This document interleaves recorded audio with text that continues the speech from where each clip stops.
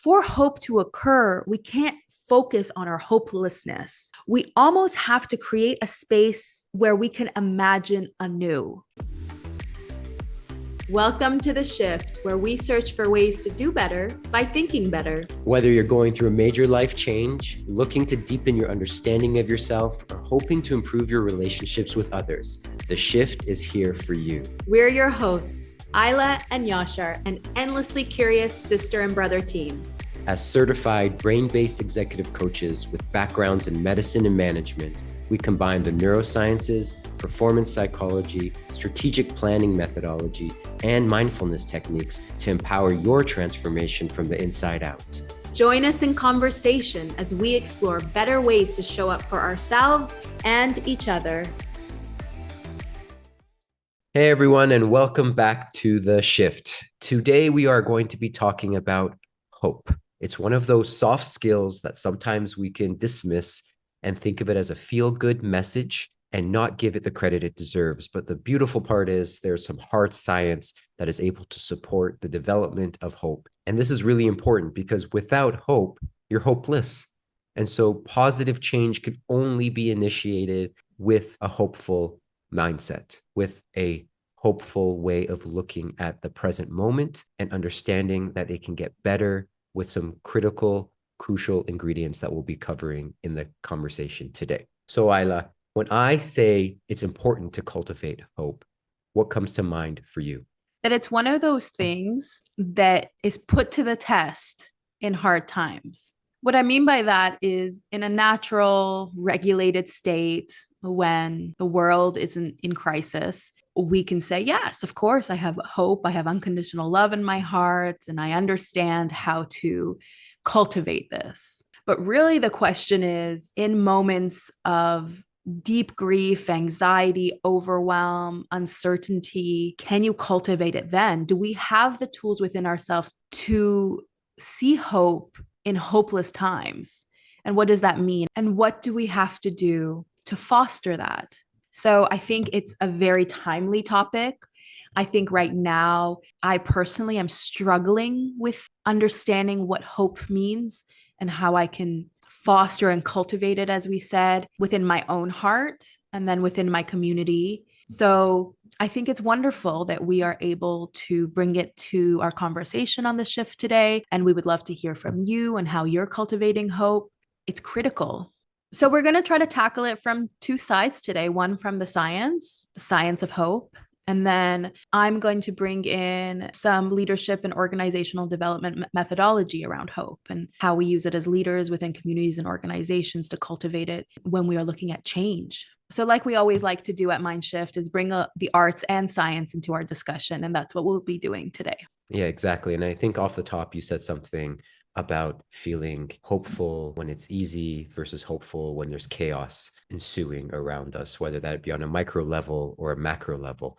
And so that's what makes me very excited for this conversation, because when we are in chaos, the more clearly we can see what we're aiming for or what we're working towards, the easier it is to achieve those outcomes. And so with hope, there are actual pieces that we can talk about to cultivate more hope within us, despite the chaos that we see around us. And so there's a few things that hope does for us, for our bodies and our brains, that is very useful to know. One of the things that I find very fascinating is if there's an actual protective mechanism against anxiety. The more hopeful we are, the more we can cultivate hope, the more we can mitigate the risks that come with anxiety, which again, when there's chaos, there's anxiety. And so we want to understand how to get more in a hopeful state. It also helps us enhance our physical and psychological well-being. There's a physical change that happens within us and decreases the burden on the body and allows our body to be more healthful. And of course, with the psychological well-being, just like the anxiety, it can uplift our mood, which ultimately translates into better interpersonal relationships, being able to handle challenges interpersonally better, and allows us to actually perform more superiorly, whether that be a cognitive performance or physical performance. So you can see in all areas of life, whether it's in business, whether it's in personal relationships, whether it's in athletics, when we are able to cultivate hope, and understand the ingredients to cultivate hope, we are boosting all of the factors that add joy, that add enjoyment, and add connectivity to our lives.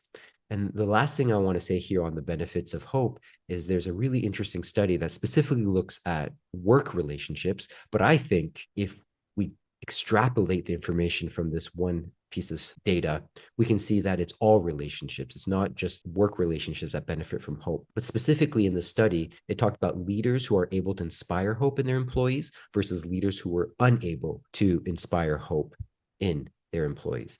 And the difference in the engagement score is staggering. The leaders that can inspire hope within their employees have a 69% engagement with their employees versus the leaders who cannot inspire hope in their employees have a 1% engagement with their employees. So of course you can see this is going to have vastly different impacts and outcomes for one, how they perform cognitively at their task, two, how they get along with their colleagues and create a culture of safety and inclusivity and collaboration. And three, just the overall enjoyment of people showing up to work. So if we take that information and think of our relationships in the home, think of our relationships at school, think of our relationships in the community, and think of how we step into these relationships being the leaders that we can be, and how then do we inspire hope in others so that there's more engagement with the values we want to uphold within those situations. And so that's some of the benefits of hope. So Isla, help us dive into the art, if you will, of how hope can be utilized. Yeah. So when we were preparing for this podcast, I was realizing that these are the principles we take in to our organizations when we work with them, when we coach. And that is because we draw heavily on a methodology entitled appreciative inquiry. Now, what is that? So it's an approach to leadership development and organizational change. And this method is used particularly to boost innovation. And to do that, if you think of any innovation, it requires kind of blue sky thinking. And blue sky thinking, in its essence, it's hope. And so what that means is this methodology calls upon assets. It builds upon strengths. When we're addressing systems of change, we look at what is going right. We look at what is going well, and we use those strengths and assets to then address anything else we need to address. We don't get stuck in the mud with traditional methods, which are usually idea generation that is created from negative problem identification. What does that mean? It means we look for things that are going wrong and we try to fix them. What appreciative inquiry tries to do is not ignore that, but go towards what is going right and create ideas from that place. So again, if you think of it, that is essentially looking at a place of hope. What is happening that we love? What are things we want to repeat? Where are all our strengths and assets? And how can we capitalize on them to grow towards the future we want versus maybe the current state that we don't love? This methodology essentially is cultivated from a principle that it believes organizations, now you can take the word organization and replace it with community, family, whatever you like, essentially groups in which we interact with one another, and even the conversations you have within yourself. The principle that this methodology is based on is that all of what we create is maintained and changed by conversations. Now, as coaches, we definitely believe that, right? Not only the conversations we have with each other, but the conversations we have with ourselves are narrating how we see our reality. Because this methodology, in essence, believes that reality is subjective. Now, sit on that for a second, right? If reality is subjective, so not an objective state that cannot be changed, right? It means that it's socially created through the language and the types of conversations we have. So that makes it absolutely vital to look at what are the questions we are asking, what are our hopes and dreams, and to begin to create change from that place. Now, I've used appreciative inquiry methodology as an example of what this looks like within an organization and within how we coach and how we use it in our strategic planning methodology. If we extract from that into our larger conversation we're having today about hope, it's that for hope to occur, we can't focus on our hopelessness. We almost have to create a space where we can imagine anew. And what that means is that it allows us to build blue sky thinking stretches what our brains have seen or experienced to make way for a new possibility. And this requires new muscles because your critical self will get in there and say, this isn't realistic, this doesn't make sense. But that's just because you haven't experienced it. Like I said, your subjective reality has not allowed you to imagine anew.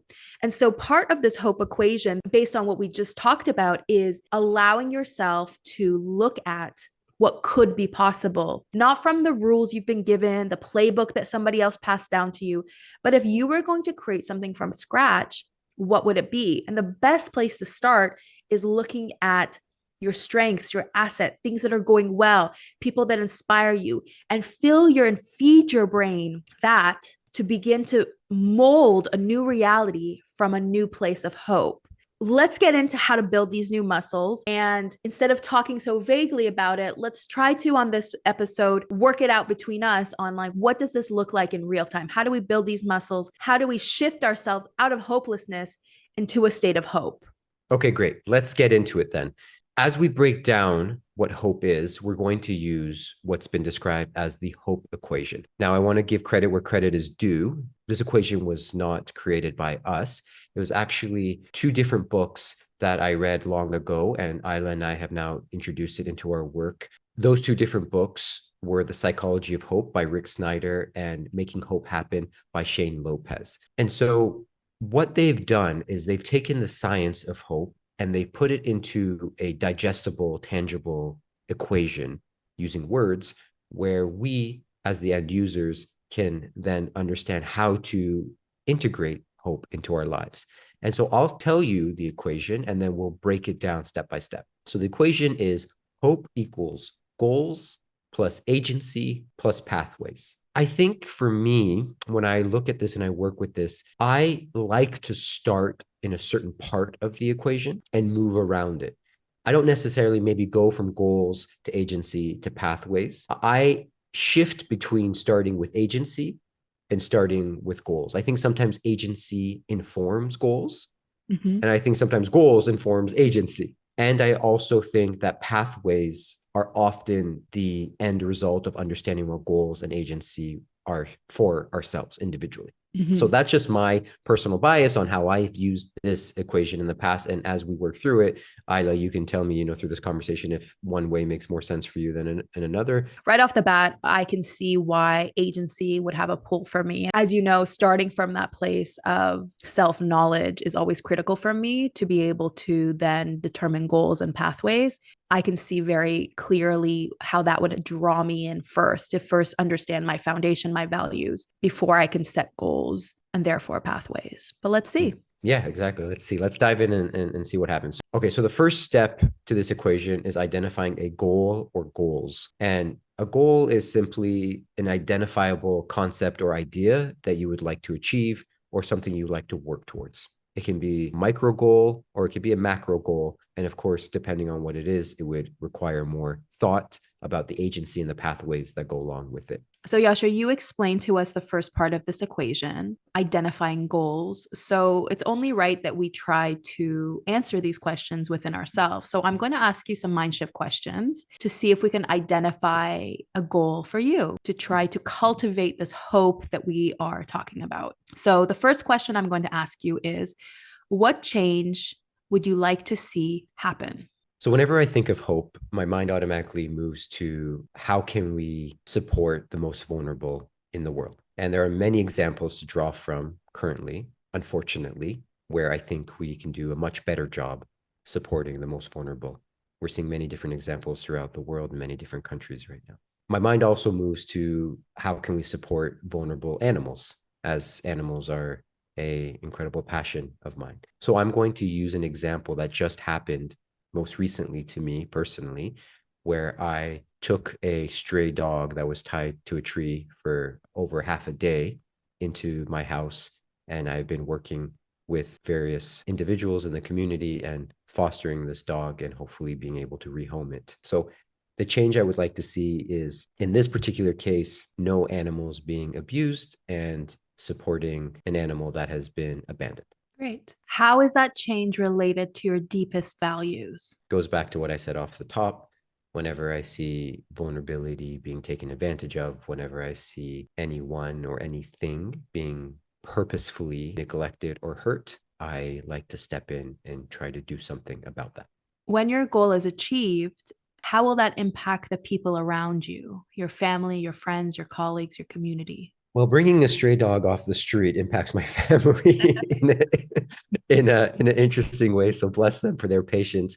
And also, I have seen how my son's heart has grown with seeing a new life, an animal being in the house, being able to work with a larger dog than the one we already have, and seeing how this animal could be equally, if not more, gentle with him. And also seeing how my wife has grown into enjoying and loving the presence of this animal, and just the feeling of us doing something, another vulnerable entity, has been really interesting to see. And that makes me feel a great sense of pride despite the work that needs to be done. The last question I actually had was, how does that make you feel? But you already answered that. So a great sense of pride while there is still a lot of work to be done. We broke down your goals with these mind shift questions. We identified your goal, why it matters, how it, relates to your deepest values, and how that creates change within your community.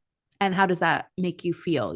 Because the embodiment is critical to any part of transformation that we try to shift. So let's move on to the second part of this equation. Yeah. So after goals, we have agency. And agency is the capacity or the capability of you personally to take action. What change can you bring into effect? And this has to be specific to the goal that was mentioned earlier. And I love this part, and I know you do too, Isla. This is the bread and butter, or the heart of all of our leadership training, of our mindset coaching, because without a sense of agency and understanding what that means and looks like for each individual, it's really difficult to move forward in a more precise manner to reach the goal you're hoping to reach. Exactly. This is also how we believe you built the most capacity within yourself, is identifying these values within you. So I'm going to ask you some mind shift questions here based on the premise that you've already identified who your best self is, or as we also articulate, your best leader, depending on the visualization that you do with us. So for those who have yet to do that, we'll add that to the show notes. It's free. Take 30 minutes out of your day and get to know the parts of you that you value most.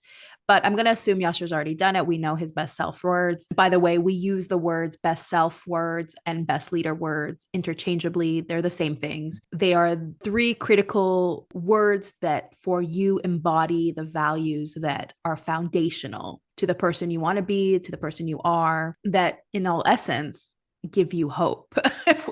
Based on this, what we're even talking about, your best self gives you hope. And so Yashar already has his best self words, so we're not going to go through the activity of identifying them. Like I said, for those who have yet to identify their best selves, click the link, take 30 minutes, get to know yourself. Okay, back to you, Yash. Tell me, who is your best self? A grounded, loving warrior. How does your grounded, loving warrior show up to achieve this goal?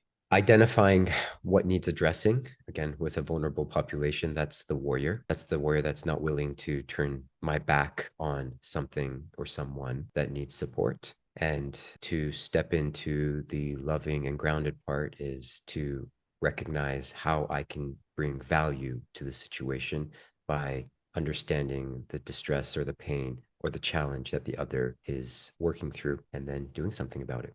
Name a past successful goal that is similar to this goal. Oh, interesting. Well, as I said, I've always been interested in animals. And so I guess first thing that popped into mind is, for about a year, I volunteered at a rescue center. So I worked with a lot of different breeds of dogs and got to really understand how to work with animals in those situations. So I think that was a successful time in my life that brought about more of this passion for me. And how did you affect change then? Yeah, another great question, because it reminds me of a specific dog that was given to me by one of the people who worked with me there. They came to me and said, I want you to specifically work this one dog. And this dog was curled up, shaking, large dog, big bully breed. And I had to take my time over multiple hours to gain this dog's trust. And, there's a whole story that goes with that. But essentially, how I did it is I didn't give up, and I was grounded, and I was loving, and I read the room, so to speak, with this animal to gain their trust and help them bounce back and become the dog that they ended up being, with, of course, the help of everyone else at the shelter as well. So it was just really embodying my best leader and using it in the context of this animal. Beautiful. What is the story you are telling yourself about your ability to bring about change? Another great question. These are all really good questions, Isla. You think this is what we do for a living? Yeah. The story I'm telling myself high level is that you've done it once before, you can do it again. And so it's building off of inventory. That, the word we like to use is taking past understanding and experiences and seeing how it's, related to who I am and how I can show up, and drawing on that strength to do it again in a different or similar situation. And how is that serving you? Well, in the moment where I went and looked after this animal and brought it home, it served me to solve the problem that was occurring in that one instant. Also, just to be really frank about it, knowing where the equation of hope is going next, is I also remember walking home with the dog, thinking to myself, what the heck am I doing? I just have this large dog off the street walking home with me. And I think, though I was confident in the ability to help this animal, it also brings about doubt. And I think that's important to openly talk about. In the equation of hope, there is room for doubt, there is room for not knowing.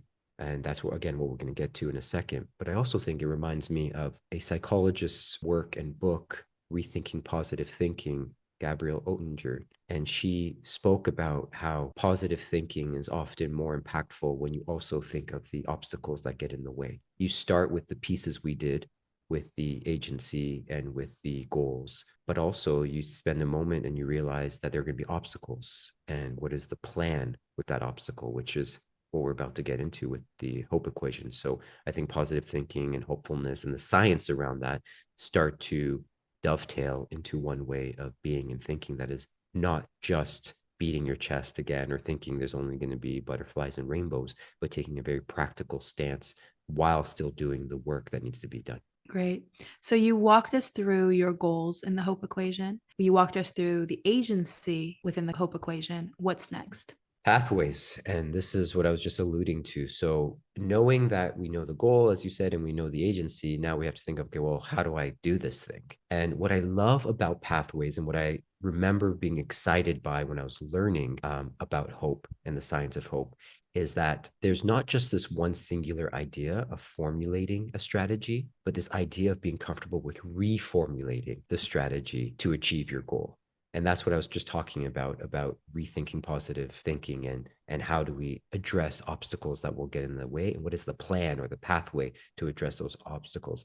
And I think we all know that feeling inside of us where we try something and it doesn't work and we're frustrated by it. And if we're not careful, our mindset could easily be like, oh, this is never going to work. And the part of pathways that we have to focus on, especially when we really want to cultivate hope, is that if you're met with a challenge, then you find a different route. It's not that your goal or your agency isn't correctly identified. It might just be that you tried step A and now you're on step B and C and D and E. But as Isla, you and I talk about, in our personal conversations and with our clients, is there's still a standard that you are working towards. There's still a standard that you want to meet. And so in this case, we're going to get into, I'm sure, with your questions, it's very evident to me that my specific strategy was formulated and needed to be reformulated many times to get to where I wanted to get to and have hope for the situation with this animal that I took off the street.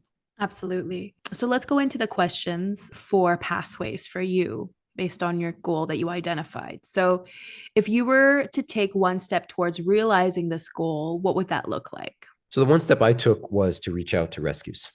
I thought this would be much easier than it was. And that's what I was alluding to when I said reformulating. I reached out, and with the help of my wife, probably around 6 to 8 different agencies, and was specifically told many times that no one's going to help you in this situation. And so that was tough. That was tough to hear. However, that didn't stop us, and we were able to find a rescue that was willing to work with us. So in this instance, how did you measure success or progress? Yeah, at the beginning, my measuring of progress looked very bleak, because of the rejections I received. However, our community really stepped up. There were other families that helped us by offering leashes, collars, crates, their backyard.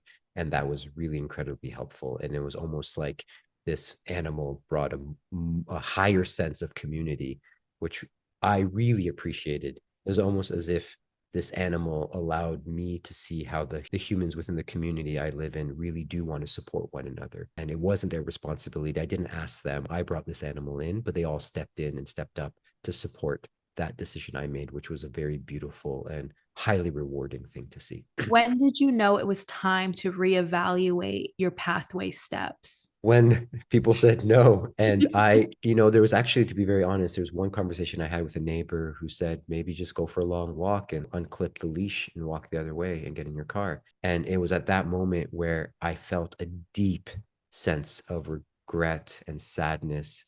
And I just couldn't do it. I knew that wasn't an option. And though it scared me because I knew that wasn't an option, and I knew the work and the amount of work and time and resources going into helping this animal, it gave me maybe more of a kick in the butt to keep reevaluating the steps forward, because it did look bleak, as I said, and I knew I couldn't abandon this animal after it was with us for a few days, and it showed its vulnerability and its trust and its acceptance of help. And so I couldn't let it down in that moment. Yeah, in that moment, something was offered to you as a possible pathway, but it was rejected not only by your original goal, but it was rejected by your agency, your set of values. I just want to highlight that because many pathways will be presented to us at all times in all equations. And so having those foundational values and goals from that space will become our compass, our GPS, as we put it. And so that visceral reaction within your body, I had it too when you said it. I was like, what? I literally felt nauseous, and I'm not rescuing any animals here. I was like, you can't do that. And I think that that's our knowing as well. Like, I think we are, unfortunately, in many occasions, relationships, societies, platforms, made to reject our knowing. But if we can fortify and support our knowing with these tools, with these new muscles being built, this is the legacy we are building as individuals, and in touch with our purpose from a place of hopefulness is actually realigning with that value within yourself. Right, which is similar to the conversation we had on episode 12, which was, is it your intuition or your anxiety? And the alignment with the intuition, with the knowing, to be able to work through any sort of challenge and to differentiate from the anxiety that can easily come up in an unknown situation. So now I have one final question for you before we close out this equation. Like we just identified, multiple pathways will be presented, but you have to pick the one that is aligned with your best self. But also with that came a lot of obstacles. So my final question is, how do you create sustainability within your goals, within your plan? Because is your current plan sustainable is really the question. And knowing what your goal is and knowing what your values are and who your best self is, how can you create sustainability within this paradigm? I have to recognize that my initial pull would be to help in any situation, and that isn't sustainable. Time, space, resources it's just not something that is unlimited. And what I was hoping for in this situation, and unfortunately is not the case, is to build a partnership or relationship with various support networks that if the situation came up again and I was able to assist, they too would partner with me in that assistance and therefore help these vulnerable animals out. Unfortunately, where I live now, these shelters are overwhelmed, and that is why they can't support as much as I was hoping they could. And so the sustainability in this case is a understanding of how I have these feelings, and also I can't put my family in a position where they are not able to live out their goals and their agency and their pathways and their hopefulness of how they want to live their lives. And so it becomes an ongoing conversation, which has been really nice to have with my little team of my son and my wife and I about how we want to move forward, because the situation will come up again and again and again. And so I don't have one clear answer, except for the fact that I need to take more time to integrate with the people that I affect when I take on these challenges, and to make sure that they are in alignment with them as well, because it directly impacts their lives. And then through this endeavor, you have created a new community that can be called upon, that maybe you realize all the answers don't have to come from you, yourself, and I, but in essence, and it can actually come from like-hearted community members to try to create a sustainable solution together. That's an excellent point. Yeah, and one that definitely needs to be highlighted. So thank you for doing that. You're welcome. So break it down for us. Now that you've explained the hope pathway, I've asked you a series of questions to identify what that looks like for you. Go back to the original hope equation. Hope equals goals plus agency plus pathways. Tell us what your hope equation is. So in this specific situation we were just working through, my hope equation would look like this. Hope equals the ability to help a vulnerable animal, with me stepping into the best of who I am, which is a loving, grounded warrior, and creating partnerships and relationships that can support this endeavor in the most sustainable, loving, and fruitful way for all involved. And the more that I can step into that, and the more I can identify those pieces, and the more I can be an example for myself, the more I have hope for the situation. Perfect. I think this is a great example, because what started with hopelessness, with the abundant amount of stray animals, neglected and abused animals in your community around you, left you with hopelessness. So for you to create hope within that scenario, you broke down your hope equation. What was your pain point essentially, and what is the solutions grounded in your essential values? Back to how I was addressing it in the appreciative inquiry model, it's the same idea. You didn't take the reality that was presented to you as the only reality there is. There was an alternative reality that was aligned with your hopes and dreams, and you work towards that. Essentially, that's what we try to do with hopelessness. Don't allow hopelessness, the box you were trapped in, to be the only reality you live in. And instead, use your mindset muscles, use your embodiment muscles, use the values that are integral to who you are to allow yourself to imagine a new type of reality, then build the strategies for that reality. Build off your assets, build off your strengths, build off the people in your life that inspire you, that you see doing brave, courageous things. Build with them, through them, witnessing you, you witnessing them, and create the type of world you want to live in. That is how we break down hopelessness. It's not to stay in the mud with it, to always try to figure it out. Sometimes it's actually to create something completely new, based again on the foundations of the core values you hold to be true, the type of future you would like to see, the future self that you would like to embody from now. And always remember that you can be part of a community to help you. This is not something you always have to do alone. And I think we are sold by society that this is a one-man hustle, but that's just simply not true. All great things are built with like-hearted communities. And if you find people around you and surround yourself with brave souls, then this becomes so much easier to instill hope, not only in yourself, but in the future. Thank you for listening, friends. What shifted for you during this episode? We'd love to hear your insights. Write us with any questions, commentary, or episode ideas at theshift@mindshiftleadership.com. If you enjoyed this podcast, we would deeply appreciate a like and subscribe. The Shift is brought to you by MindShift Leadership, a heart-centered, evidence-based, mindset-powered leadership company, empowering you with the training to prioritize mental health, inclusion, and performance optimization.